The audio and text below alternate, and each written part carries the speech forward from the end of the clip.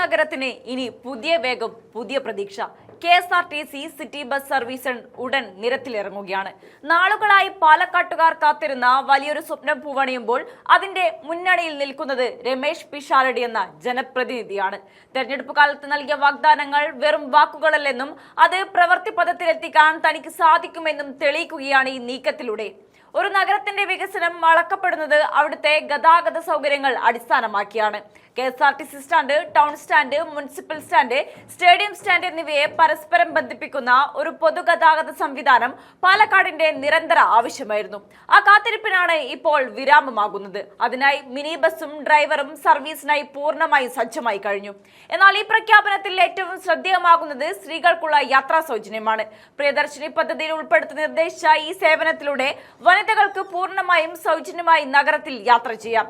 സാധാരണക്കാരായ ജനങ്ങൾക്കും വിദ്യാർത്ഥികൾക്കും സ്ത്രീകൾക്കും ഒരുപോലെ ആശ്വാസമാകുന്ന ഈ പദ്ധതി രാഷ്ട്രീയമായി വലിയൊരു മേൽക്കൈ കൂടിയാണ് ഉണ്ടാക്കുന്നത്. പ്രതിപക്ഷവും വിമർശകരും ഉറ്റുനോക്കിയിരുന്ന ഒരു വികസന വാഗ്ദാനം ഇത്ര വേഗത്തിൽ യാഥാർത്ഥ്യമാകുമ്പോൾ അത് പാലക്കാടൻ രാഷ്ട്രീയത്തിലും വലിയ ചർച്ചകൾക്കാണ് വഴി തുറക്കുന്നത്.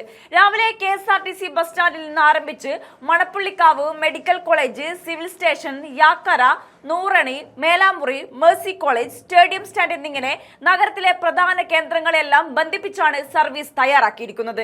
തുടർന്ന് ഒലവക്കോട്, പുതിയ പാലം, മെഡിക്കൽ കോളേജ് റൂട്ടുകളിലും വൈകുന്നേരങ്ങളിൽ കോങ്ങാട് വരെയുമുള്ള റൂട്ടുകളിൽ ബസ് സർവീസ് നടത്തും.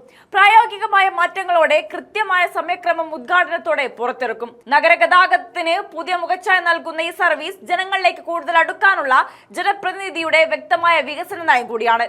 വാഗ്ദാനങ്ങൾ ഓരോന്നായി പാലിക്കപ്പെടുമ്പോൾ അത് ജനങ്ങൾക്കിടയിൽ ഉണ്ടാക്കുന്ന വിശ്വാസ്യത ചെറുതല്ല.